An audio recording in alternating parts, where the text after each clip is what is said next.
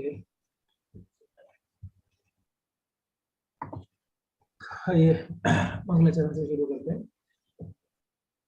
ओम अज्ञानतिमिरान्धस्य ज्ञानाञ्जनशलाकया चक्षुरुन्मीलितं येन तस्मै श्रीगुरुवे नमः। नमो ओम विष्णुपादाय कृष्णपृष्ठाय भूतले श्रीमते भक्तिवेदांत स्वामिनिति नामिने। नमस्ते सारस्वते देवे गौरवाणी प्रचारिणे निर्विशेष शून्यवादी पाश्चात्य देश धारिणे। हे कृष्ण करुणा सिंधु दीनबंधु जगतपते गोपेश गोपिका कांत श्री राधा कांत नमोस्तुते। तप्त कांचन गौरांगी राधे वृंदावनेश्वरी वृषभानुसुते देवी प्रणमामि हरिप्रिये।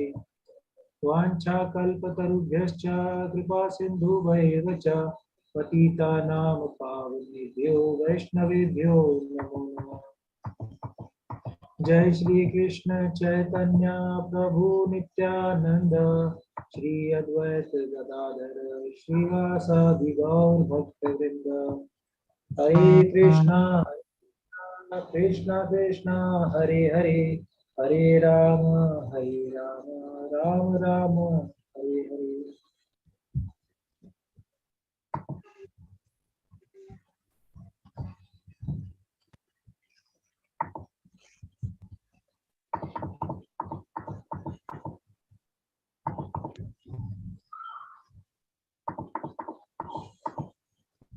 हम लोग 12वां चैप्टर पढ़ रहे थे।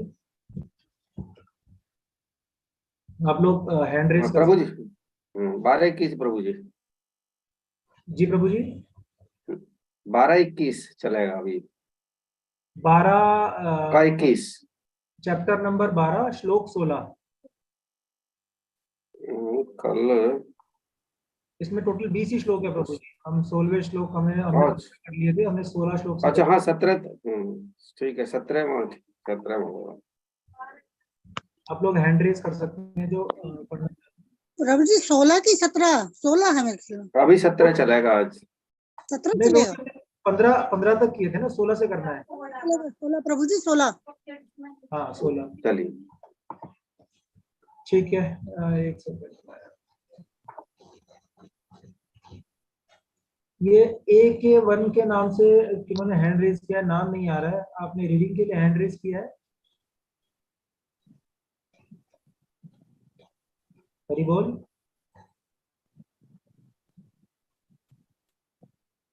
ओके, पुष्कर बंसल प्रभु आप पढ़ना चाहेंगे? हाँ प्रभु जी। हरे कृष्ण प्रभु जी पढ़ूंगे। हरे कृष्ण प्रभु पढ़िए। अनेपेक्ष शुचि द्रक्ष उदासीनो गंतव्यतः सर्वारंभ परित्यागी यो भक्त स में प्रिय। मेरा ऐसा भक्त जो सामान्य कार्यकलापों पर आश्रित नहीं है, जो शुद्ध है, दक्ष है, चिंता रहित है, समस्त कष्टों से रहित है और किसी फल के लिए प्रयत्नशील नहीं रहता, मुझे अतिशय प्रिय है। तात्पर्य, भक्त को धन दिया जा सकता है किंतु उसे धन अर्जित करने के लिए संघर्ष नहीं करना चाहिए। भगवत कृपा से यदि उसे स्वयं धन की प्राप्ति हो तो वह उद्गीन नहीं होता। स्वाभाविक है कि भक्त दिन भर में 2 बार स्नान करता है और भक्ति के लिए प्रातःकाल जल्दी उठता है। इस प्रकार वह बाहर तथा भीतर से स्वच्छ रहता है। भक्त सदैव दक्ष होता है क्योंकि वह जीवन के समस्त कार्यकलापों के सार को जानता है और प्रामाणिक शास्त्रों में दृढ़ विश्वास रखता है। भक्त कभी किसी दल में भाग नहीं लेता, अतः वह चिंता मुक्त रहता है। समस्त उपाधियों से मुक्त होने के कारण कभी व्यथित नहीं होता। वह जानता है कि उसका शरीर एक उपाधि है, अतः शारीरिक कष्टों के आने पर वह मुक्त रहता है। शुद्ध भक्त कभी भी ऐसी किसी वस्तु के लिए प्रयास नहीं करता जो भक्ति के नियमों के प्रतिकूल हो। उदाहरणार्थ किसी विशाल भवन को बनवाने में काफी शक्ति लगती है, अतः वह कभी ऐसे कार्य में हाथ नहीं लगाता जिससे उसकी भक्ति में प्रगति न होती हो। वह भगवान के लिए मंदिर का निर्माण करा सकता है और उसके लिए वह सभी प्रकार की चिंताएं उठा सकता है, लेकिन वह अपने परिवार वालों के लिए बड़ा सा मकान नहीं बनाता। हरिओम। 7 बजे बोला था। हरे कृष्णा। थैंक यू प्रभु। हरे कृष्णा। तो यहाँ पर भगवान जो है अपने उस तरह के भक्तों की क्वालिटीज बता रहे हैं, जो क्वालिटीज या ये क्वालिटीज जिन भक्तों में होती है तो वो भक्त भगवान को अति प्रिय होते हैं। तो यहाँ पर भगवान उन क्वालिटीज के बारे में वर्णन कर रहे हैं। तो भगवान क्या कह रहे हैं? भगवान कह रहे हैं कि भक्त को धन दिया जा सकता है, किंतु उसे धन अर्जित करने के लिए संघर्ष नहीं करना चाहिए। धन अर्जित करने के लिए संघर्ष नहीं करने का तात्पर्य क्या है? यहाँ पर तात्पर्य ये नहीं है कि भक्त को कुछ कोई काम करने की आवश्यकता नहीं है, लेकिन तात्पर्य ये है कि जो उसे अपने जीवन निर्वाह के लिए जितनी आवश्यकता है, जितने में उसको वो अपने जीवन का निर्वाह भी कर सकता है और भगवान की भक्ति भी कर सकता है, उतना उसके लिए सफिशिएंट है। उसे इस संघर्ष में नहीं पड़ना चाहिए कि आज मेरे पास 2 है तो मुझे 2 का 4 करना है, 4 का 8 करना है और 8 का 16 करना है। उसे इन सब चीजों में वो भक्त नहीं पड़ता है। उसके अंदर ये इस तरीके की लालसा या लालच नहीं होती है कि उसे सिर्फ धन के पीछे भागना है, सिर्फ धन अर्जित करने के लिए संघर्ष करते रहना है। उसके अंदर से एक संतुष्टि की भावना होती है कि भगवान अपने जीवन के लिए, अपने परिवार के लिए जो मिनिमम उसको चाहिए बस उतना सफिशिएंट है, उतना वो अर्जित करने के लिए उसको जो कार्य करना है वो करेगा। उसके ऊपर जो उसके पास में समय है, जो शक्ति है, जो सामर्थ्य है, वो भगवान की भक्ति के लिए लगाएगा। एक सेकंड, किसी की आवाज आ रही है बीच में। मैं एक बार जो अनम्यूट है उनको एक बार म्यूट कर दे रहा ताकि बीच में डिस्टर्बेंस ना हो।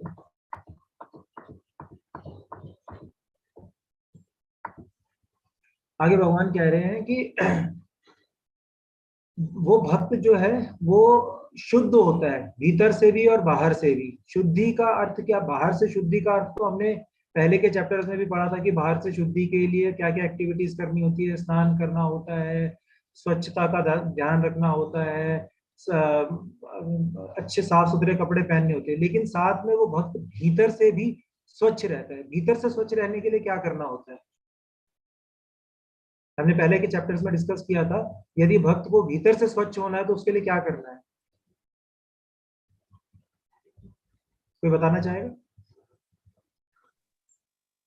हरि मंत्र जाप करना चाहिए, किताबें पढ़नी चाहिए धार्मिक, भगवान के नाम का जप करना चाहिए, हरि नाम का जप करना चाहिए। चेतो दर्पण मार्जनम। तो भगवान के जप का नाम जप करने से हमारे चित्त का जो है वो मार्जन होता है, उसकी सफाई हो जाती है।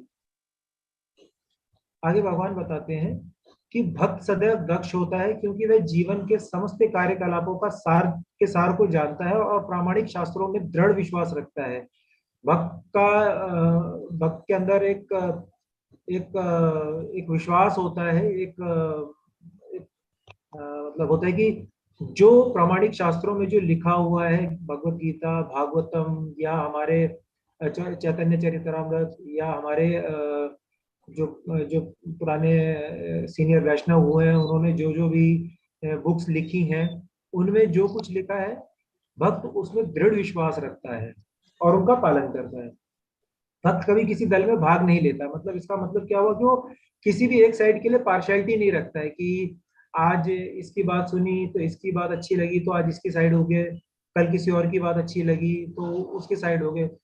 उसके मन में, क्योंकि उसने प्रामाणिक शास्त्रों में विश्वास रखा है, तो शास्त्रों में जो लिखा हुआ है वो उसके अनुसार अपना जीवन व्यतीत कर रहा है। तो इसीलिए उसका मन जो है वो ऐसा नहीं होता है कि मन कभी एक तरफ जा रहा है कि ये बात सही है, कभी दूसरी तरफ जा रहा है कि ये बात सही है। उसको पता है कि शास्त्रों में जो लिखा है और जो आचार्यों की जो वाणी है, जो गुरु का जो आदेश है वो सत्य है, उसे मान के आगे बढ़ना है। तो इसीलिए उसके अलावा जो भी भौतिक जगत में जो लोग अगर आपस में किसी तरीके का कोई डिस्कशन हो रहा है, उसमें लोगों ने 2 या 3 अलग अलग गुट बना लिए है, तो वो उनमें पार्टिसिपेट नहीं करता है। उसके लिए वो सारी चीजें जो हैं उसमें उसका कोई इंटरेस्ट नहीं आता है।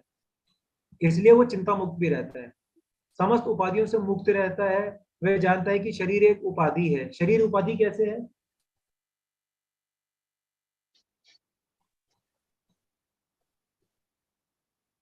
शरीर उपाधि कैसे है? पुरुष है, स्त्री है, ये भी अपने आप में एक उपाधि हो गई ना।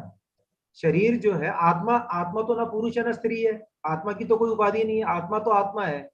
लेकिन जो शरीर है, शरीर को की तो उपाधि हो गई ना, इसलिए उसे पता है कि ये उपाधि है। इसलिए शारीरिक कष्टों के आने पर वो मुक्त रहता है। उसे पता है कि ये जो कष्ट आ रहे हैं ये इस शरीर की वजह से आ रहे हैं, क्योंकि उसने ऐसे कर्म किए हैं जिन कर्मों की वजह से उसे इस योनि में जन्म लेना पड़ रहा है, और इस योनि में जन्म लेने की वजह से जो भी भौतिक कष्ट आएंगे वो उसको पता है कि वो आएंगे। जन्म, मृत्यु, जरा, व्याधि, जो भी कष्ट आएंगे वो आएंगे। तो वो उन कष्टों को, उसको, वो उनसे विचलित नहीं होता है, और उसे पता है कि ये कष्ट उसके जीवन में आने हैं। परंतु इन कष्टों को सामना करने के लिए भगवान जो है वो सामर्थ्य देते हैं, शक्ति देते हैं, मनस्थिति देते हैं।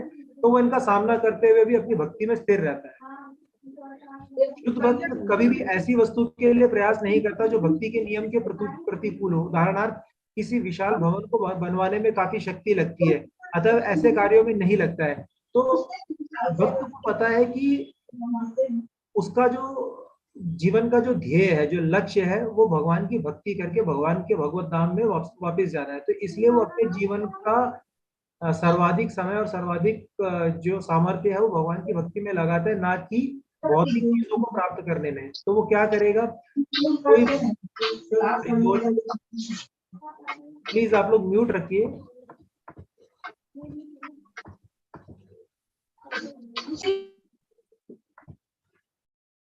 अगर आप बोलना चाहेंगे तो आप बाद में बोल सकते हैं, हैंड रेज करके बोल सकते हैं। अभी बीच में एक बार प्लीज आप लोग म्यूट रखिए।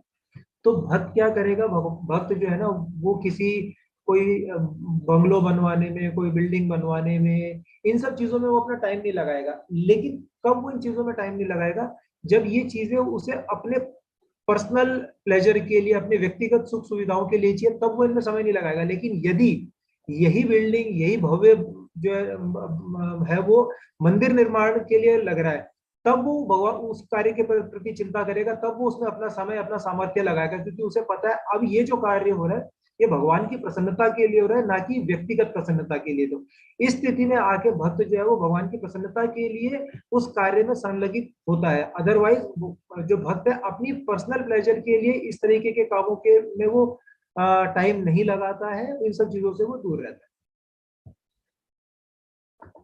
हरे कृष्णा, को ऐड करना चाहेगा? हरे कृष्णा प्रभु जी, उपाधि वाला समझ में नहीं आया मुझे, शरीर उपाधि कैसे है? प्रभु जी, शरीर जैसे एक तो शरीर उपाधि इस तरीके से कि शरीर में योनि, मतलब शरीर क्या है, पुरुष है, स्त्री है। उसके बाद में जब शरीर में हम आ गए, उस योनि में आ गए, तो उसके बाद में माँ, बेटा, भाई, बहन, सारे रिश्ते नाते जो है वो किससे जुड़ जाते हैं, वो शरीर के होने से जुड़ते हैं। आत्मा तो भाई बहन का रिश्ता नहीं होता, आत्मा में तो पति पत्नी का रिश्ता नहीं होता है।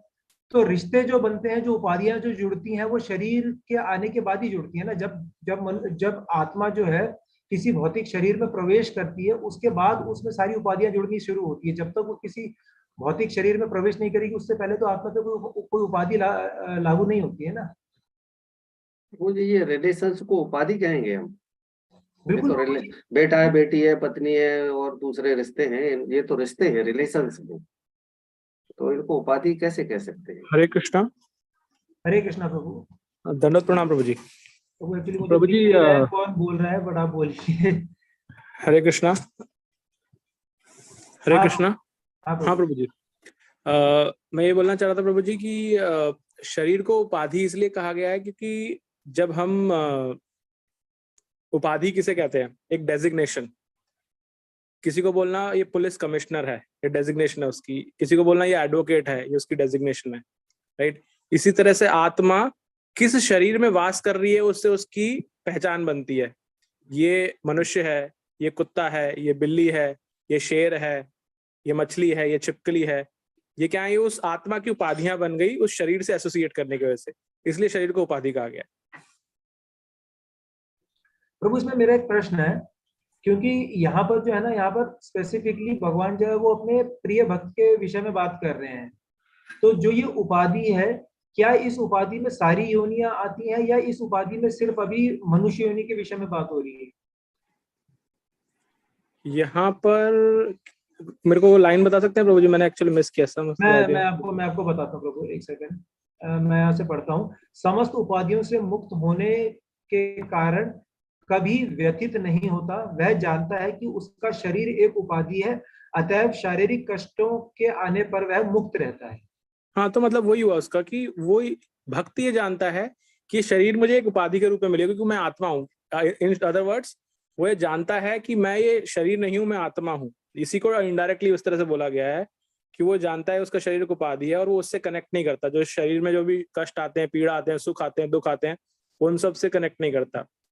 जैसे एक भगवत गीता में श्लोक आता है, यही संसर्षजा भोगा दुख योन एवते। मतलब जो चतुर व्यक्ति होता है, बुद्धिमान व्यक्ति होता है, वो शरीर से उत्पन्न होने वाले दुख और कष्टों में या सुख में नहीं जुड़ता, क्योंकि वो जानता है कि एट द एंड ये सब इस शरीर से जुड़े हुए हैं, ना कि उसकी आत्मा से। ठीक है प्रभु जी। कालीचंद प्रभु जी, आप जैसा प्रश्न कर रहे थे, मतलब जैसा आप, इज इट हेल्पफुल? हाँ, समथिंग, मतलब उपाधि से मतलब आइडेंटिटी, आपने जो बताया उससे उपाधि से मतलब आइडेंटिटी बन रहा है। हाँ, उपाधि का मतलब वही, उपाधि यही बोला जाता है ना। डेजिग्नेशन क्या है, आपकी डेजिग्नेशन क्या है? साधारण तौर पे जब बोलते हैं हम, आप प्रिंसिपल हैं कहीं के, आप टीचर हैं, मैं मैथ्स का टीचर हूँ, मैं हिंदी का टीचर हूँ, तो ये उपाधि हो गई उसकी। तो सिमिलरली शरीर से आइडेंटिफिकेशन करना इस एक उपाधि है। जी, ठीक ठीक। हरे कृष्ण। संपत प्रभु। हरे कृष्ण प्रभु जी। हरे कृष्ण प्रभु।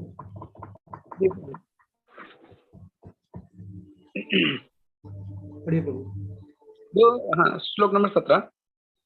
यो न हर्षति न द्वेष्टि न शोचति न कांक्षति शुभाशुभ परित्यागी भक्ति मान्य सब में प्रिय।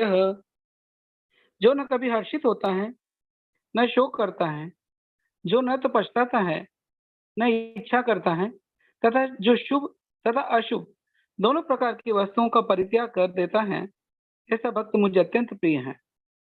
शुद्ध भक्त भौतिक लाभ से न तो हर्षित होता है और न हानि से दुखी होता है। वह पुत्र या शिष्य की प्राप्ति के लिए न तो उत्सुक रहता है, न ही उनके न मिलने पर दुखी होता है। वह अपनी किसी प्रिय वस्तु के खो जाने पर उसके लिए पछताता नहीं। इसी प्रकार यदि उसे अभिषिक्त की प्राप्ति नहीं हो पाती तो वह दुखी नहीं होता। वह समस्त प्रकार के शुभ अशुभ तथा पाप कर्मों से सदैव परे रहता है। वह परमेश्वर की प्रसन्नता के लिए बड़ी से बड़ी विपत्ति सहने को तैयार रहता है। भक्ति के पालन में उसके कुछ भी बाधक नहीं बनता। ऐसा भक्त कृष्ण को अतिशय प्रिय होता है। आगे पढ़ लो। बस प्रभु, थैंक यू प्रभु। तो बहुत इजी है, ज्यादा डिफिकल्ट नहीं है इसको समझना कि भक्त का भाव क्या है, भक्त के अंदर क्या क्वालिटी है जिसे भगवान यहाँ पर एक्सप्लेन करना चाह रहे हैं। भगवान बता रहे हैं कि जो उनका जो प्रिय भक्त है उसके अंदर ये क्वालिटी है कि वो ना शुभ अशुभ से परेशान होता है, ना वो कभी मतलब ज्यादा खुश होता है, ना वो ज्यादा कभी दुखी होता है। उसको कोई भौतिक वस्तु, कोई भौतिक उपाधि, कोई भौतिक मान सम्मान, कुछ भी इस तरीके की चीज अगर प्राप्त होती है तो उसे पता है कि भगवान की कृपा से प्राप्त हो रही है, क्षणिक है, समय के साथ ये समय बदल जाएगा। तो उसमें वो बहुत अपने आप को एक्साइटेड नहीं करता है। इसी तरीके से जब उसे कोई दुख आता है, कोई कष्ट आता है, कोई पीड़ा आती है, तब भी वो भगवान में से प्रार्थना करता है, भगवान में ध्यान लगाता है कि ये समय भी जो है ये भगवान, मेरे कर्मों की वजह से भगवान ने समय ऐसा कुछ दिया है। तो दोनों ही परिस्थितियों में वो शांत है। इसी तरीके से शुभ और अशुभ में भी उसको कोई फर्क नहीं पड़ता। मतलब अशुभ में फर्क नहीं पड़ता तो उसको कैसे समझेंगे कि जैसे फॉर एग्जांपल नॉर्मल अशुभ क्या होते हैं। नॉर्मल अशुभ जो हम अपने common day to day life में जो मानते हैं कि मान लीजिए बिल्ली रास्ता काट गई है या आग फड़क रही है, जनरली लोग इस तरीके की चीजों को अशुभ या अपशकुन इस तरीके से कहते हैं। तो भक्त को इन चीजों से फर्क नहीं पड़ता है। वो भक्त को मंदिर जाना है, वो मंदिर जाने के लिए निकला और बाहर बिल्ली रास्ता काट गई, तो क्या भक्त वापस आ जाएगा, वो मंदिर नहीं जाएगा? भक्त को कोई फर्क नहीं पड़ता। भक्त को पता है कि भैया मुझे मंदिर जाना है, बिल्ली है, कुत्ता है, चूहा है, कुछ भी है, मुझे कोई फर्क नहीं पड़ता, मुझे मंदिर जाना है। मैं भगवान की सेवा के लिए जा रहा हूँ, मैं भगवान के दर्शन के लिए जा रहा हूँ, तो मुझे जाना ही जाना है। इसके आगे जो शुद्ध भक्त है वो इस तरीके की चीजों में अपने आप को नहीं मतलब लगाता है। कोई ऐड करना चाहेगा? वैसे बहुत सिंपल है। हरि बोल। मैं पढ़ी। हाँ जी माता जी पढ़िए। सत्रे च मित्रे च तथा मानापमान्य शीष्णु सुख दुख संग वर्जित तुल्य निंदा पतु मौनी तो येन चिता आवाज प्रभु जी, आवाज नहीं आती है साहब। माता जी आपकी आवाज ब्रेक हो रही है। अच्छा अच्छा प्रभु जी। मैं आप पढ़ूं दोबारा- प्रभु जी, मैं पढ़ूं? ठीक है माता जी आप पढ़िए, दोबारा एक बार शुरू से पढ़िए श्लोक को। कौन मैं? पढ़ने के लिए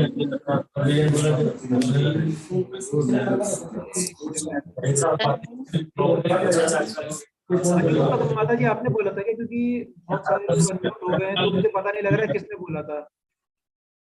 डिस्टर्ब बहुत आ रहा है पंडित जी महाराज जी। हाँ क्योंकि काफी सारे लोग अनम्यूट हैं। आप सबसे मैं फिर पढ़ती से हूँ। पुनः निवेदन है कि आप लोग प्लीज म्यूट रखिए। हाँ आप पढ़िए माता जी। पढ़ूं? हाँ जी हाँ जी। समशत्रौ च मित्रे च तथा मानापमान्योः शीतोष्ण सुख दुखेषु समसंग विवर्जितः तुल्य निंदा स्तुतिर्मौनी संतुष्टो येन केनचित् अनिकेतस्य स्थिरमतिर्भक्तिमान में प्रियो नरः है। जो मित्रों तथा शत्रुओं के लिए समान है, जो मान तथा अपमान, शीत तथा गर्मी, सुख तथा दुख, यश तथा अपयश में समभाव रखता है, जो दूषित संगति से सदैव मुक्त रहता है, जो सदैव मौन और किसी भी वस्तु से संतुष्ट रहता है, जो किसी प्रकार के घर बार की परवाह नहीं करता, जो ज्ञान में दृढ़ है और जो भक्ति में संलग्न है, ऐसा पुरुष मुझे अत्यंत प्रिय है। तात्पर्य: भक्त सदैव कुसंगति से दूर रहता है। मानव समाज का यह स्वभाव है कि कभी किसी की प्रशंसा की जाती है तो कभी उसकी निंदा की जाती है, लेकिन भक्त कृत्रिम यश तथा अपयश, दुख या सुख से ऊपर उठा हुआ होता है। वह अत्यंत धैर्यवान होता है। वह कृष्ण कथा के अतिरिक्त कुछ भी नहीं बोलता, अतः उसे मौनी कहा जाता है। मौनी का अर्थ यह नहीं कि वह बोले नहीं, अपितु यह भी वह अनर्गल आलाप न करे। मनुष्य को आवश्यकता पर बोलना चाहिए और भक्त के लिए सर्वाधिक अनिवार्य वाणी तो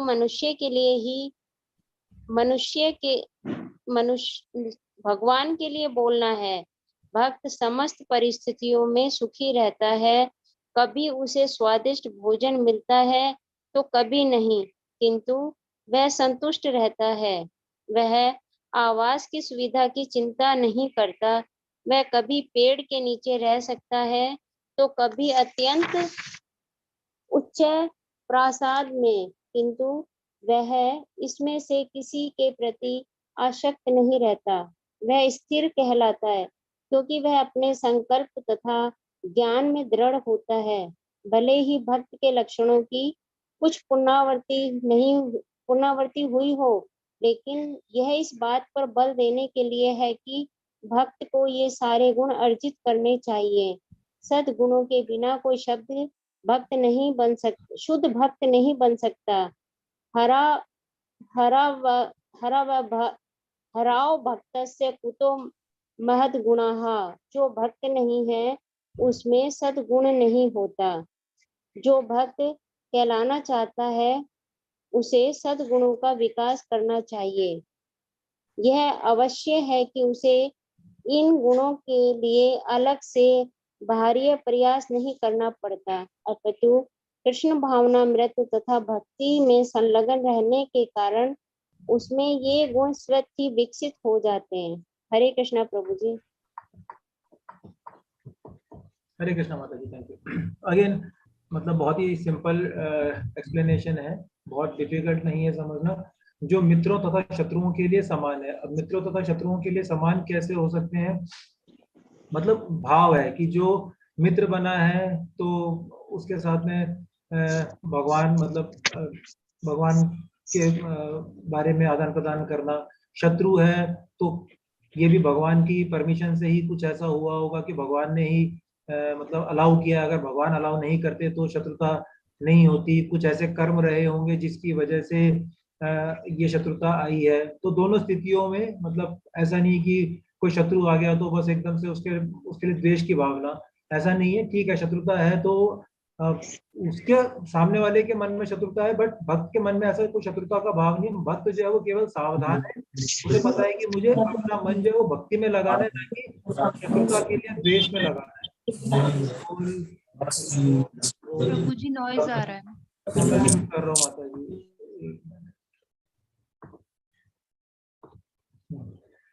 जो मान तथा अपमान, मान और अपमान जो है ना, ये बड़ी ही डिफिकल्ट कंडीशन होती है। इसको मैनेज करना आसान नहीं होता है। मान मतलब जैसे किसी ने तारीफ कर दी, थोड़ा सा कहीं से प्रेज मिल गया, कहीं से किसी ने आपके बारे में तो अच्छी बातें बोल दी तो मन एकदम से प्रसन्न हो जाता है, एकदम से बहुत अच्छे से भाव मन में प्रकट हो जाते हैं। उस समय सब कुछ बड़ा अच्छा अच्छा लगने लगता है। और ऐसी अगर किसी ने आपके बारे में कुछ बुरा बोल दिया या आपके बारे में कोई गलत बात बोल दी, चाहे वो सच है चाहे वो झूठ है, किसी भी तरीके से आपने किया है और किसी ने बोल दिया तब भी आपको बुरा लग रहा है, आपने नहीं किया और किसी ने बोल दिया तो और ज्यादा बुरा लग रहा है। तो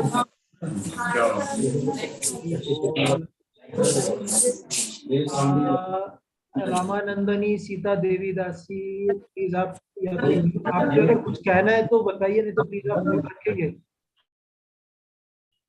थैंक यू।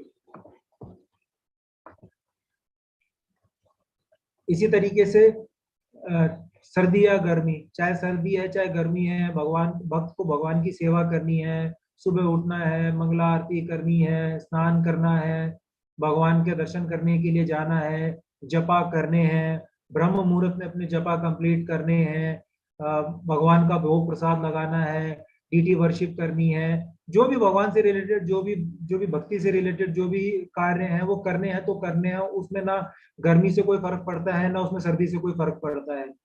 सुख और दुख आता है तो भक्त को फर्क नहीं पड़ता, उसे पता है कि सुख आ रहा है तो भगवान के आशीर्वाद से आ रहा है, दुख आ रहा है तो इसमें भी भगवान की सहमति है, ये मेरी भक्ति को बढ़ाने के लिए आ रहा है। यश अपयश जो है, यश अपयश में भक्त को कोई फर्क नहीं पड़ता। दूषित संगति से भक्त दूर रहता है। दूषित संगति से भक्त कैसे दूर रहता है? क्योंकि भगवान ने हमें चूज करने के लिए दिया है। भक्त को पता है कि उसे एक भक्त की संगति करनी है, वैष्णव संघ में रहना है, उसे सांसारिक संघ से बचना है, जो लिमिटेड जितना जरूरी है उतना करना है, उससे ज्यादा नहीं करना है। भक्त सदैव मौन है। ये बड़ा इंटरेस्टिंग है। भक्त सदैव मौन है, तो मौन का अर्थ क्या हुआ यहाँ पे? मतलब भक्त सदैव मौन रहेगा, उससे अगर कुछ पूछा जा रहा है, कोई बातचीत हो रही है तो क्या वो जवाब नहीं देगा? या यहाँ पर मौन का क्या अर्थ है? कोई अगर से समझता है, समझाना चाहेगा तो। प्रभु जी किसी की बुराई ईर्ष्या वाली बातें ना करना, भगवान के ही बारे में जो भी बातें हैं वही करना। तो फॉर एग्जाम्पल जैसे कि सिर्फ भगवान के बारे में बात करना है तो एक एग्जाम्पल लेते हैं कि भक्त जो है वो घर से निकला, अब उसे टेम्पल जाना है, मंदिर जाना है। तो वो बाहर आया, सड़क पे आया, उसने ऑटो वाले को रोका और ऑटो वाले को बोला कि मुझे टेम्पल जाना है। अब उसने टेम्पल जाने के लिए ऑटो वाले से बात भी करी, फिर उसने उसको टेम्पल का एड्रेस भी बताया, कौन से टेम्पल पे जाना है, कहाँ जाना है। वहां पर पहुंचा, उसको पैसे भी दिए, धन्यवाद भी दिया, फिर अंदर गया टेम्पल, वहां पर भक्तों से बातचीत करी, सब कुछ किया, क्योंकि वो भगवान के टेम्पल में दर्शन करने के लिए जा रहा था। अब वो जब टेम्पल से वापस निकला, वो उसने घर आना है, अब उसने टेम्पल नहीं जाना, अब उसने घर आना है। तो वो वापस आएगा तो वो अब ऑटो वाले को बताएगा नहीं कि भैया मुझे घर जाना है। तो क्या ये सही एग्जाम्पल है? क्योंकि अब वापसी आते टाइम तो भगवान के बारे में बात नहीं कर रहा, उसने तो अपने घर वापस जाना है। तो यहाँ पर तो कोई भगवान की बातचीत नहीं हो रही, तो क्या वो ऑटो वाले से बातचीत नहीं करेगा या घर में आके किसी से बातचीत नहीं करेगा? क्या ये सही एग्जाम्पल है? नहीं प्रभु जी, सही नहीं है। तो इसमें क्या गलत है? प्रभु जी बात तो करेगा ना, वो घर तो जाएगा ही। लेकिन क्यों जाएगा? हमने तो बोला कि उसको सिर्फ भगवान के विषय में बातचीत करनी है। हरे कृष्णा। मैं बताऊं? हरे कृष्णा माता जी, बताइए।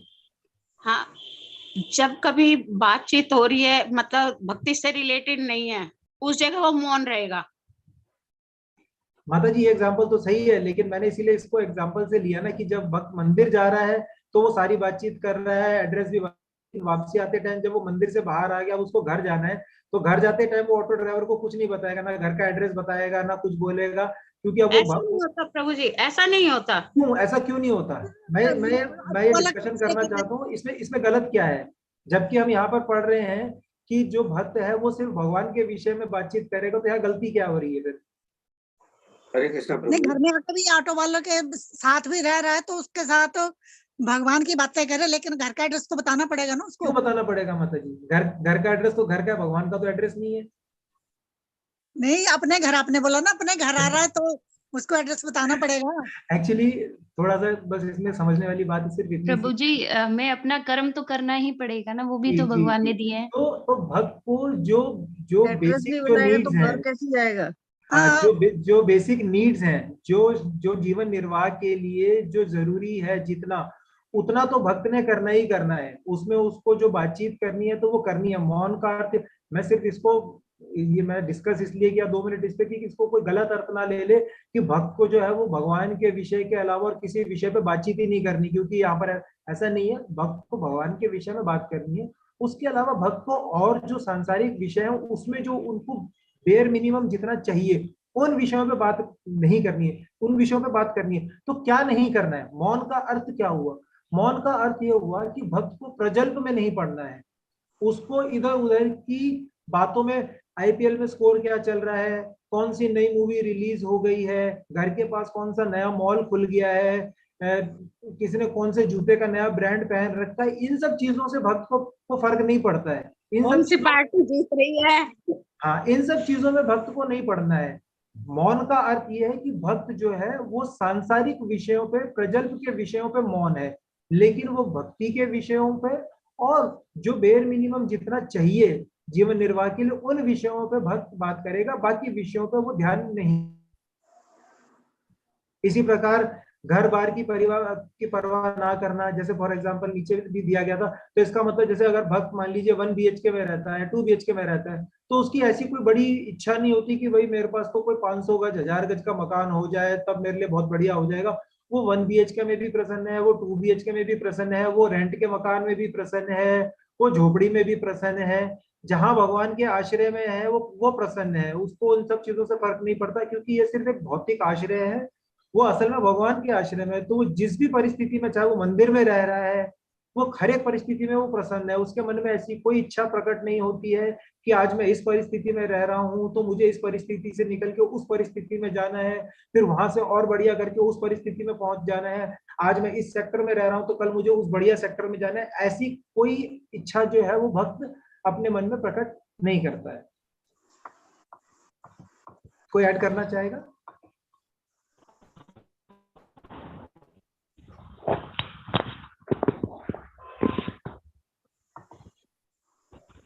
और यहाँ पर एक इम्पोर्टेंट, हरे कृष्णा प्रभु जी। यस, हरे कृष्णा दंडवत प्रणाम आपको। प्रणाम प्रभु जी। प्रभु जी ये कहते हैं कि इच्छाएं नहीं आनी चाहिए, क्या और नहीं आनी इच्छा तो चाहिए? आ जाती है। इच्छा आपने बोला ना अभी, इच्छा। हाँ तो इच्छा तो हरि नाम जैसे जप रहे हैं, सारा कीर्तन कर रहे हैं बड़े मस्त होके, और इतने में भी बीच में तो इच्छा आई जाती है अंदर, थोड़ी देर में कुछ भी बात आ जाती मन में, कुछ भी बात आ जाती है, तो उसमें किसको दोष है? इसमें माता जी देखिए, इस तरीके से ना देख के कि किसका दोष है, क्योंकि दोष तो जो है ना वो भौतिक जीवन में आ गए उसका दोष है। तो इसमें इस तरीके से ना देख के कि किसका दोष है, हमें इस तरीके से देखना चाहिए कि इसको सही करने के लिए इसको सही करने के लिए क्या किया जा सकता है। क्योंकि भौतिक जीवन में जब तक रहेंगे ना तो माया के प्रभाव में कुछ ना कुछ तो होता रहेगा, हम सारी चीजों से बच नहीं सकते हैं। तो इनसे बचने के लिए हमें अपनी भक्ति को स्ट्रॉन्ग करना है।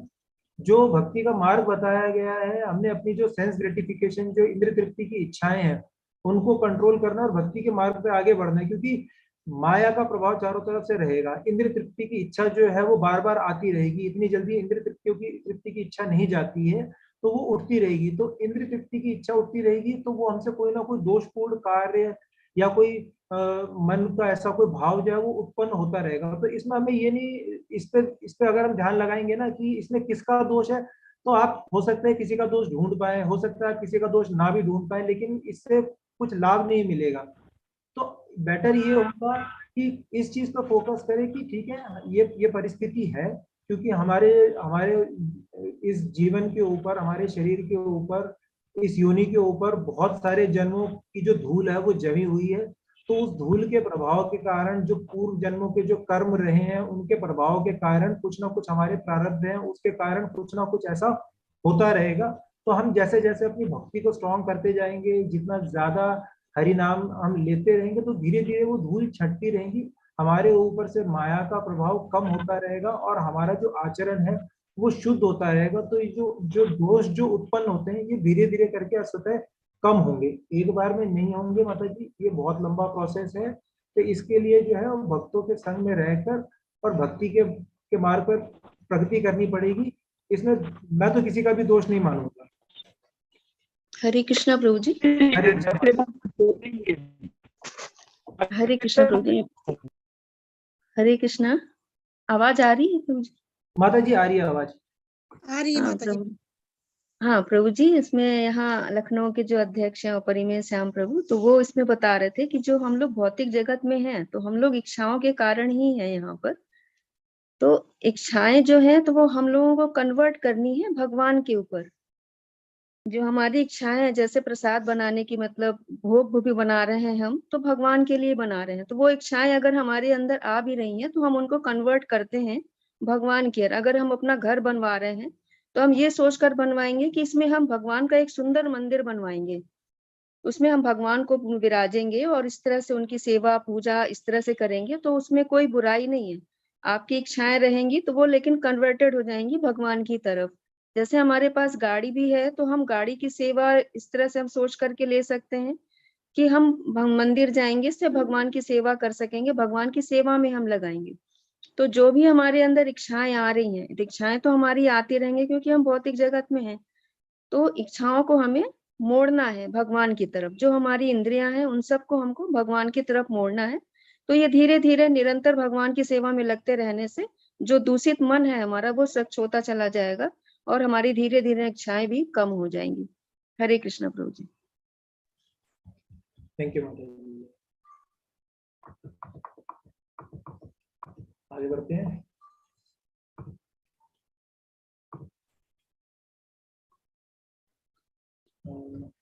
सपना पुनिया माता जी। हरे कृष्ण प्रभु जी। हरे कृष्ण। ये तु धर्म अमृत इदम यथोक्तम पर्युपासते श्रद्धानाम मत परमा भक्तो अस्ते अतीव में प्रियः। जो इस भक्ति के अमर पथ का अनुसरण करते हैं और जो प्रभु जी और जो मुझे ही अपने चरम लक्ष्य बनाकर श्रद्धा सहित पूर्ण रूपेण संलग्न रहते हैं, वे भक्त मुझे अत्यधिक प्रिय हैं। तात्पर्य, इस अध्याय में दूसरे श्लोक से अंतिम श्लोक तक मय्या वैश्य मनो ये माम, मुझ पर मन को स्थिर करके से लेकर ये तू धर्म अमृतम इदम नित्य सेवा, इस धर्म को तक भगवान ने अपने पास पहुंचने की दिव्य सेवा की विधियों की व्याख्या की है। ऐसी विधियां उन्हें अत्यंत प्रिय हैं और इनमें लगे हुए व्यक्तियों की वे स्वीकार कर लेते हैं। अर्जुन ने यह प्रश्न उठाया था कि जो निराकार ब्रह्म के पथ में लगा है वह श्रेष्ठ है या जो साकार भगवान की सेवा में। भगवान ने इसका बहुत स्पष्ट उत्तर दिया है कि आत्म साक्षात्कार की समस्त विधियों में भगवान की भक्ति निसंदेह सर्वश्रेष्ठ है। दूसरे शब्दों में इस अध्याय में यह निर्णय दिया गया है कि सुसंगति से मनुष्य में भक्ति के प्रति आसक्ति उत्पन्न होती है, जिससे वह प्रामाणिक गुरु बनाता है और तब वह उसे श्रद्धा, आसक्ति तथा भक्ति के साथ सुनता है, कीर्तन करता है और भक्ति के विधि विधानों का पालन करने लगता है। इस तरह वह भगवान की दिव्य सेवा में तत्पर हो जाता है। इस अध्याय में इस मार्ग की संस्तुति की गई है, अतएव इसमें कोई संदेह नहीं रह जाता कि भगवत प्राप्ति के लिए भक्ति ही आत्म साक्षात्कार का परम मार्ग है। इस अध्याय में परम सत्य की जो निराकार धारणा वर्णित है उसकी संस्तुति उस समय तक की गई है जब तक मनुष्य आत्म साक्षात्कार के लिए अपने आप को समर्पित नहीं कर देता। दूसरे शब्दों में, जब तक उसे शुद्ध भक्त की संगति करने का अवसर प्राप्त नहीं होता, तभी तक निराकार की धारणा लाभप्रद हो सकती है। परम सत्य की निराकार धारणा में मनुष्य कर्म फल के बिना कर्म करता है और आत्मा तथा पदार्थ का ज्ञान प्राप्त करने के लिए ध्यान करता है। यह तभी तक आवश्यक है जब तक शुद्ध भक्त की संगति प्राप्त न हो। सौभाग्यवश यदि कोई शुद्ध भक्ति में सीधे कृष्ण भावनामृत में लगना चाहता है तो उसे आत्म साक्षात्कार के इतने सोपान पार नहीं करने होते। भगवत गीता के बीच के 6 अध्यायों में जिस प्रकार भक्ति का वर्णन हुआ है वह अत्यंत हृदय ग्राही है। किसी को जीवन निर्वाह के लिए वस्तुओं की चिंता नहीं करनी होती, क्योंकि भगवत कृपा से सारी वस्तुएं स्वतः सुलभ होती हैं। इस प्रकार श्रीमद् भगवत गीता के 12वें अध्याय भक्ति योग का भक्ति वेदांत तात्पर्य पूर्ण हुआ। हरि बोल। हरि। तो यहाँ पे वापस आते हैं।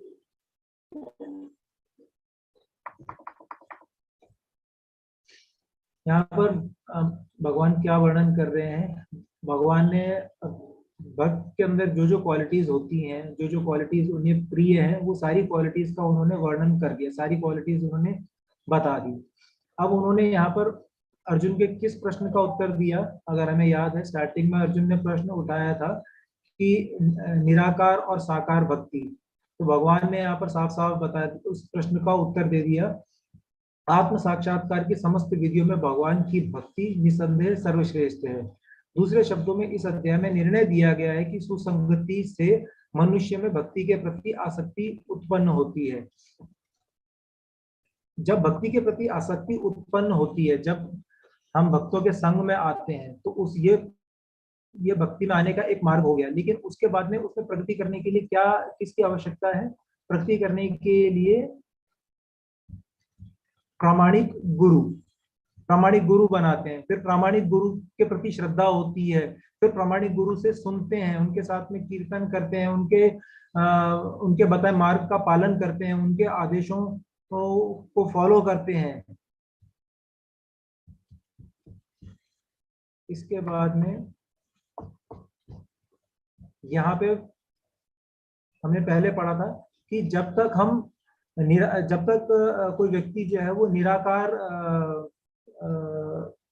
मार्ग को फॉलो कर रहा है, तब तक वो मतलब उसी मार्ग पे रहेगा जब तक कि उसके जीवन में कोई भक्त जो है वो प्रवेश नहीं करता। जब कोई भक्त जो उसके जीवन में प्रवेश करेगा तब वो उसे भक्ति के मार्ग की तरफ ला सकता है। नहीं तो भक्त जो है उससे पहले जो निराकार जो मार्ग बताया गया था, जब हमने स्टार्टिंग के 2 या 3 श्लोकों में पढ़ा था, तब तक जो है लोग उसी मार्ग का अनुसरण करते रहते हैं।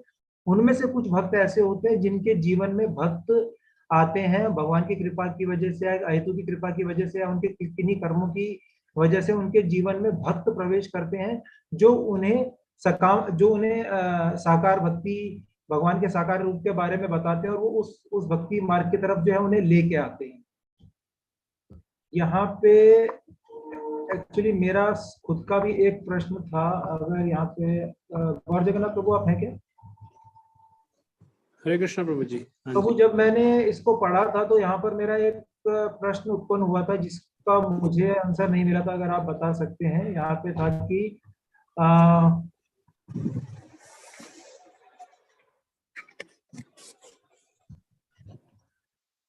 शुद्ध भक्त की संगति करने का अवसर प्राप्त नहीं होता, निराकार होती है। ये वाला जो है ना प्रभु, दूसरे शब्दों में जब तक उसे शुद्ध अंडरलाइन कर सकते हैं क्या? हाँ मैं करता हूँ। जब तक दूसरे शब्दों में उसे शुद्ध भक्त की संगति करने का अवसर प्राप्त नहीं होता, तभी तक निराकार की धारणा लाभप्रद है।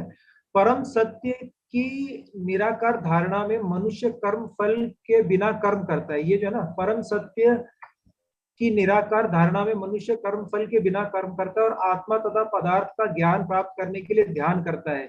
ये जो है आगे का, ये थोड़ा सा प्रभु मुझे अगर आप समझा सके तो। आगे है ये तभी तक आवश्यक है जब तक शुद्ध भक्ति संगति प्राप्त ना हो। हाँ तो प्रभु जी ये वही है, मतलब जैसा हम अगर याद करेंगे, जब हम इसी अध्याय की स्टार्टिंग में निराकार और साकार की बात कर रहे थे, तो वहां पे भगवान ने जब बताया था कि साकार ज्यादा बेटर है, निराकार के मार्ग बहुत डिफिकल्ट है, बहुत हमें संघर्ष होता है उस मार्ग के ऊपर। तो यहाँ पर प्रभुपाद जी एक्चुअल में, अगर प्रभुपाद जी के तात्पर्य हम देखेंगे ना, तो हर अध्याय के अंतिम श्लोक में प्रभुपाद जी एक तरह से समरी करते हैं पूरे अध्याय को, अगर हमने नोट किया तो। इस बार भी वो इसीलिए वापस से ला रहे हैं। तो उन्होंने तब बताया था कि जैसा हमने याद किया, आप अगर हम सब याद करेंगे कि भगवान को रियलाइजेशन के 3 लेवल होते हैं, राइट? 3 लेवल हैं, एक है क्या लेवल है? फर्स्ट लेवल ब्रह्म, दूसरा परमात्मा और तीसरा भगवान स्वयं। तो पहले 2 जो हैं वो क्या हैं? वो भगवान के निराकार स्वरूप है, क्योंकि उसमें आकार नहीं है भगवान का, और सिर्फ भगवान साक्षात जो है वो साकार स्वरूप है। तो पहले जो दोनों लेवल हैं वो सत और चित तक तो लेके जा सकते हैं हमें। भगवान के बारे में आप समझ सकते हैं ज्ञान के द्वारा, भगवान के बारे में शाश्वतता का समझ सकते हैं, लेकिन जो आनंद का भाव है वो आपको तभी मिलता है जब भगवान के साक्षात स्वरूप को देखते हैं। तो यहाँ पर जो आपने अभी लाइन पढ़ी, उसमें अगर आप दोबारा से देखेंगे ना, अब उस कॉन्टेक्स्ट के साथ में, परम सत्य की निराकार धारण, तो जब वो निराकार भाव में रहता है तो भगवान के पहले 2 तो भगवान तो मानता है, वो ब्रह्म भी मान सकता है, परमात्मा भी मान सकता है कि हर जीव के अंदर भगवान वास करते हैं। तो वो सिर्फ कर्म फल के बिना कर्म करेगा या फिर इस ज्ञान के लेवल पे रहेगा। लेकिन जैसे ही उसे एक भक्त मिलता है तो भक्त उसके अंदर एक तरह से इन्फेक्शन क्रिएट कर देता है, जिससे कि वो भगवत प्राप्ति की ओर बढ़ सके और भगवान की भक्ति को प्राप्त करने की कोशिश कर सके, जिससे उसे साकार रूप की प्राप्ति होता है। फिर भक्ति का मार्ग जो पूरा हमने इस अध्याय में पढ़ा वही यहाँ पे दोबारा से बताया गया इस तरह से। प्रभु जी, थैंक यू प्रभु। तो प्रभु जी, यहाँ पर हमारा चैप्टर 12 कंप्लीट हो गया है, तो अभी क्या करना है? चैप्टर 13 स्टार्ट करें या मंडे से स्टार्ट करें? अभी क्या कोई किसी का प्रश्न उत्तर अगर हम प्रश्न उत्तर है तो वो ले लेते हैं, क्योंकि अभी 9 मिनट है, स्टार्ट तो नहीं हो कर पाएंगे। हाँ प्रभु जी, यदि किसी का की कोई जिज्ञासा हो तो वो ले सकते हैं।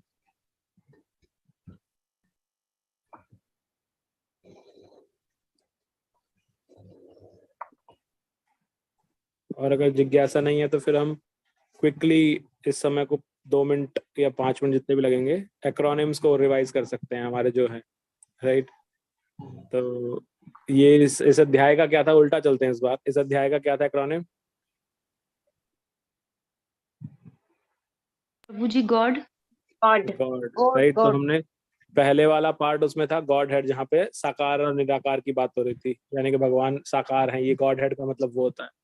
फिर ऑप्शंस था, भगवान ने हमें अलग अलग ऑप्शन दी थी, कल आपने पढ़ा सबने इसके बारे में चर्चा की, कल की परसों माता जी ने, इंदुलेखा माता जी ने ऑप्शंस बताई थी हमें। और फिर लास्ट में डी था, D was devotee. What was that? D भगवान के भक्तों के बारे में बताया था ना उस डी में, devotee situations, devotees association, devotees association. Okay, तो भक्तों के क्या उनके गुण क्या है, कैसे उनका पता चलता है? तो वो ये जो भगवान के लास्ट के श्लोक थे, भगवान ने सब में बोला कि वो मुझे प्रिय है, ऐसा है, राइट? तो वो सब भगवान यहाँ बताया। तो इस तरह से गॉड में इस 12वें अध्याय को हम समझ सकते हैं। 11वें अध्याय का क्या था? हेड। 11वें अध्याय का हेड नहीं था, रूपा प्रभु जी, रूपा। इसमें भगवान अपना रूप दिखाते हैं ना, विशेष ब्रह्म रूप, क्या बोलते हैं, विराट रूप दिखाते हैं, इसलिए उसका नाम रूपा से है। तो उसमें भगवान ने हमें किस तरह से डिवाइड किया था अध्याय को, भगवान ने रूप दिखाए थे। अब हम उसकी डिटेल में नहीं जाएंगे, अदरवाइज ये हम कंप्लीट नहीं कर पाएंगे। 11 टोटल हमने लिखे हुए हैं, और जो हमने फोल्डर शेयर किया हुआ है ड्राइव का, गूगल ड्राइव, उसमें डले भी हुए हैं सारे। प्रभु जी एक बार फिर फोल्डर शेयर कर देना ना। ठीक है माता जी, अभी ग्रुप में अभी डाल देता हूँ इस कॉल के बाद में। ठीक है। तो रूपक से नीचे जाते हैं 10वें अध्याय पे। 10वें अध्याय का क्या था? सी, अध्याय का सी, मतलब भगवान ने अपने अलग अलग ऐश्वर्य दिखाए थे। भगवान बताते देखो मेरे ऐश्वर्य, ये तो वो सी है। अब 9वें अध्याय पे जाते हो पीछे, फिर 9वां अध्याय क्या है? किंग। उसको बताया गया परम ज्ञान का राजा बताया गया, इसलिए वो किंग है उसका। 8वें का डेड। हाँ, तो अब यहाँ से आप लोग मुझे थोड़ा सा गाइड करेंगे कि डेड से हम क्या समझते हैं, क्या एक्रोनिम से आपको कुछ याद आता है उस चैप्टर के बारे में? क्या था उस चैप्टर में? डेड है तो फिर उस चैप्टर में क्या होगा, क्या लगता है आपको? क्या पढ़ा था हमने उस चैप्टर में? कोई भी? जो हमने श्लोक पढ़ा था ना, अंत काले च मामे, वो इसी अध्याय का है। तो उसका मतलब डेड मतलब क्या होता है? अंत, लास्ट टाइम। तो उस पूरे अध्याय में भगवान ने बताया अंत समय में क्या करना चाहिए, कौन सा व्यक्ति मेरे पास आता है, कौन नहीं आता है, उत्तरायण दक्षिणायन सारे बताए, कौन सा अंधक और चांदन जो हम टाइम बोलते हैं नॉर्मल टाइम, उस तरह से कृष्ण पक्ष, शुक्ल पक्ष, ये सब बताया भगवान ने, और अंत में बताया कि भक्तों को इनकी टेंशन नहीं होती। राइट, तो ये हो गया 8वां। अब हम 7वें पे आते हैं। 7वें का क्या था? 7वें का हेड। हेड क्यों बताया उसको? क्या समझ में आता है हेड से हमें? क्योंकि भक्ति योग 7वें अध्याय से प्रारंभ होता है, तो सर है वो, ऐसे हेड है। राइट, भक्ति योग शुरू होता है उधर से, और उसमें भगवान ने हियरिंग कैसे करते हैं, क्या हियरिंग का तरीका है, और उसके बाद में कैसे अलग अलग भगवान की ऐश्वर्य, थोड़े बहुत ऐश्वर्य हैं, बट उसके अलावा डेमीगॉड और देवताओं में और भगवान में क्या फर्क है उसके बारे में आता है, किस क्या एक्सेप्ट करना चाहिए, क्या नहीं एक्सेप्ट करना चाहिए, सब आता है उसके अंदर। देन अब हम आते हैं 6ठे पे। 6ठे का क्या था? इजी। Easy, yes. तो ये क्या अध्याय बताता है? क्या चीज इजी नहीं है? ये एक्चुअल में वो बताता है जो इजी नहीं है। क्या था इस अध्याय में? क्या था? ध्यान योग।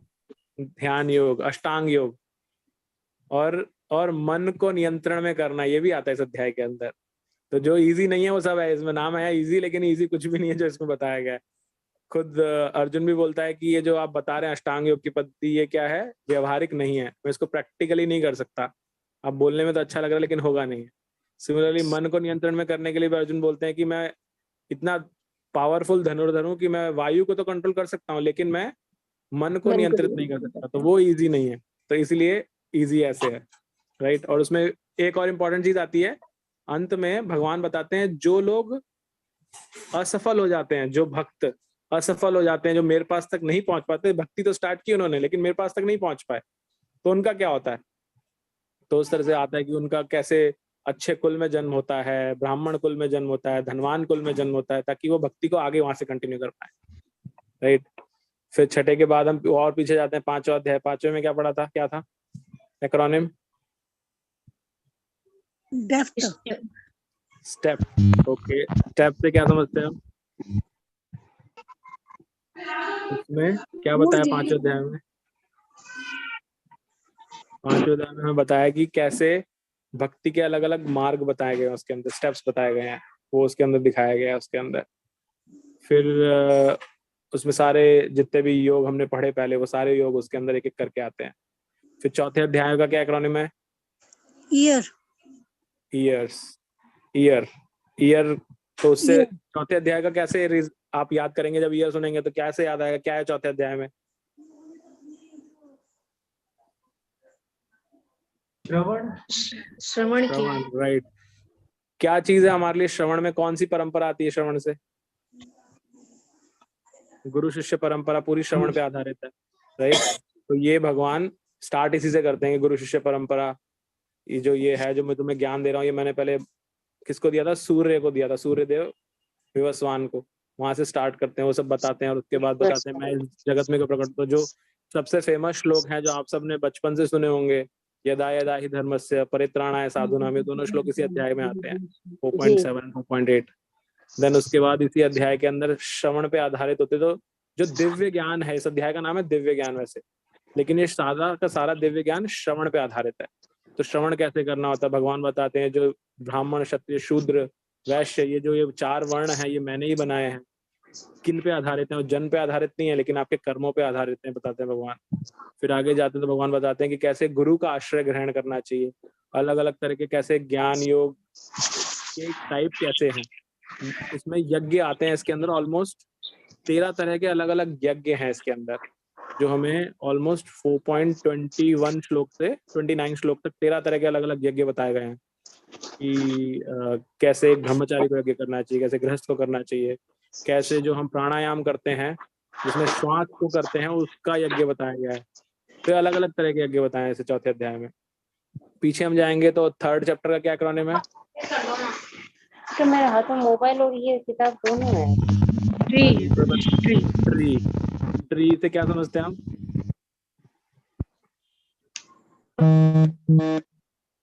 शेल्टर। ट्री से शेल्टर समझते हैं। ट्री में हमें ये बताया गया है कि कैसे हम ये देख सकते हैं कि कर्म, जो भक्ति कर्म योग की लैडर है, वो उसमें बताई गई है सीढ़ी कैसे बनती है उसके अंदर, कैसे एक ट्री की जैसे शाखाएं निकल जाती हैं, ऐसे कर्म से हमें एक से दूसरा कर्म, अगर आप कर्म कर रहे हैं साधारण तौर पे, तो वो आपको एक जो आपका कर्म एक जैसे बीज पेड़ बनता है, पेड़ बनने का तो फल लगता है और फल में खूब सारे बीज होते हैं और वो खूब सारे बीज और पेड़ लगाते हैं। तो ऐसे ही आपका एक कर्म, क्योंकि अध्याय का नाम कर्म योग है, एक कर्म और आपको फल देता है आगे, और उसके फल बढ़ते जाते हैं इस तरह से। और साथ में फिर ये समझाते हैं कि कर्म से संस्कार भी हमारे बनते हैं। संस्कार भी बनते हैं। और फिर ये बताते हैं भगवान की जब ये कर्म योग में कन्वर्ट हो जाता है, जिसमें भगवान ने हमें बताया अकर्म और विकर्म, ये सब जो आएंगे तो वो सब इस अध्याय के अंदर हम पढ़ते हैं। फिर दूसरे अध्याय का क्या था? गीता प्रभु जी। गीता, ये इम्पोर्टेंट है एक्चुअल में, इसको समरी बताया गया है भगवत गीता की। उसमें क्या पढ़ा हमने सेकंड अध्याय में? गीता बोला, तो गीता, जब भी कोई गीता बोलता है तो गीता से हमें सबसे पहले क्या याद आता है? क्या है गीता में? आत्मा के ऊपर प्रभु जी। हाँ, सबसे पहले बताते हैं हम शरीर नहीं है, आत्मा है, ये भगवान इस अध्याय में बताते हैं। फिर और क्या बताते हैं? और गीता का नाम कोई सुनता है तो सबसे पहले गीता के बारे में क्या बोलता है कोई? और दूसरी एक और चीज बोलता है जो बहुत पॉपुलर है, खाई जा सकती। हाँ, ये तो आत्मा से रिलेटेड होगी। आत्मा के अलावा एक और चीज बोलता है जो इस अध्याय के अंदर ही है। क्या बोलते हैं अधिकतर लोग जो गीता के बारे में बात करते हैं? भगवान की वाणी। फल की इच्छा मत करो। हाँ, जो प्रभु जी ने बोला ना, कर्म करो फल की इच्छा मत करो, कर्मण्येवाधिकारस्ते मा फलेषु कदाचन, 2.47 श्लोक आता है। तो उसमें भगवान यही बताते हैं कि ये आधी बात है जो हम ऐसे बोलते हैं। भगवान ये कभी नहीं कहते कर्म करो फल की इच्छा छोड़ दो। भगवान ये बताते हैं कि कर्म करना हमारे कंट्रोल में है, फल हमारे कंट्रोल में नहीं है, फल भगवान के हाथ में। तो हमें कर्म करते हुए ये मानना चाहिए कि हम एक कर्म करने वाले नहीं है, हम सिर्फ भगवान ने एक सेवा दिया, हम वो सेवा कर रहे हैं, और वो सेवा भी भगवान को अर्पित होनी चाहिए, इस भाव में करना चाहिए। ये सारा हमने, सेकंड चैप्टर बहुत बड़ा है तो उसके अंदर ऑलमोस्ट 72 श्लोक हैं, वो सारे पढ़े थे हमने। और उसके बाद उल्टा पहुंच के पहले चैप्टर पे आ गए। पहले चैप्टर का क्या था? डाउट। यस, डाउट था। क्या डाउट था इसमें? डाउट का मतलब क्या है, इससे क्या समझते हैं हम इस चैप्टर के नाम से? डाउट था कृष्ण के, वो उनको करेक्ट, अर्जुन को बहुत सारे डाउट्स थे। तो सारे डाउट्स फर्स्ट चैप्टर में अर्जुन भगवान के सामने रख देता है कि मेरे को ऐसा है, मैं क्यों युद्ध करूं, इसके प्रति उसके सारे डाउट्स थे। उसके वर्बल डाउट्स यानी कि मुख के द्वारा बताए गए, और नॉन वर्बल डाउट्स यानी कि उसके शरीर से व्यक्त होने वाले डाउट्स। उसका शरीर कांपने लग गया था, त्वचा जल रही थी, रोंगटे खड़े हो गए थे, गला सूख गया था, ये सारे उसके नॉन वर्बल डाउट्स थे। वो सब भी हमें उस अध्याय में दिखते हैं। तो इस तरह से हमने देखा, अभी 12वां अध्याय हमने कंप्लीट किया, लेकिन पूरे 12 अध्याय अगर उल्टा भी जाएं तो हम थोड़ा सा देख सकते हैं हमने कहाँ से स्टार्ट की थी अपनी जर्नी। तो आज हमने थोड़ा सा अलग ट्राई किया था, हम हमेशा फर्स्ट से करते हैं शुरू। ये आज हमने 12th से किया, थोड़ा हमारा रिवीजन हुआ सभी का उस तरह से, एटलीस्ट मेरा रिवीजन हुआ आपके माध्यम से। तो मैं सोच पाया जब आपको बताना था कि क्या क्या पढ़ा हमने उस अध्याय के अंदर, तो ये बताना था। Thank you. ठीक है प्रभु जी।